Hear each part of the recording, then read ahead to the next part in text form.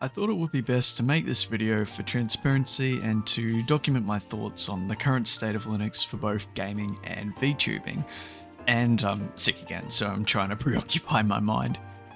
As you may have seen with my Tekken 8 stream done on YouTube using Fedora Linux, while we were able to eventually get the game running and working online for player matches, we did run into multiple issues involving crashing, latency issues, and incorrect region selection. While I don't necessarily mind a troubleshooting challenge, this wasn't exactly what I had in mind. I did try different Proton versions to try and get Tekken 8 to work, which, to be fair, it did seem to behave once this was done. And there was a Steam launch command that you can put in for Tekken 8 to make sure that it uses the correct region when playing online. However, when I prepared for another live stream a few days after, things stopped working as I expected. I was initially using the VC Face module to capture facial movements on Linux, which had worked flawlessly up until Python got updated, and I couldn't get the right versions of it to work, nor get it going on another distro like Ubuntu, just to verify that it wasn't a particular Linux environment.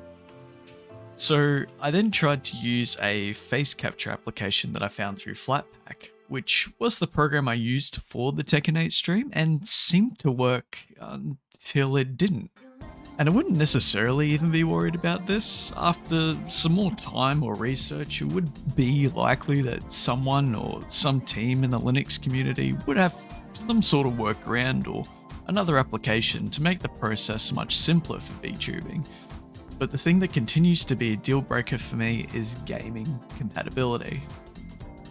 Even verified games like Overwatch, for example, had a bizarre issue where the first time playing it was fine, but after restarting the game, it struggled to even get past the main menu. Granted, I get that the verifications on Steam are particularly for Steam Deck, Steam Machine, and Steam OS devices primarily, rather than Linux as a whole, but it doesn't make it any less frustrating to not be able to play a game with your buddies because the operating system you use isn't playing ball. Perhaps there's also something to be said about the hardware I use here. As for the comments on my earlier video on the subject bring up, NVIDIA components do not play nice with Linux, and it would be tricky to swap out at the moment with the current price point of parts like this. The anti-cheat for games that I have bought, like Battlefield 6 for example, are also still significant barriers to entry. These games won't even let you run them, which just makes it so much more difficult to suggest to people if they are looking for an alternative to their operating system for the primary purpose of gaming.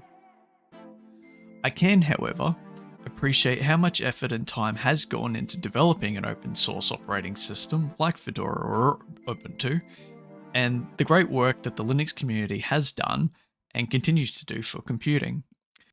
Making these Linux distributions accessible and free of charge to all, while fostering an open source philosophy, will only ever be beneficial to the field of technology. And it may just be a simple fact that Linux is intentionally designed to work differently from Windows and Mac OS. Expecting everything to work the same way on Linux as it does on Windows is an unrealistic expectation, and it was a realization that I didn't come to until more recently, having spent more time using it. Perhaps Linux might not work for me in my specific use cases at the moment, and that's okay. It doesn't mean that it won't be perfect for someone else.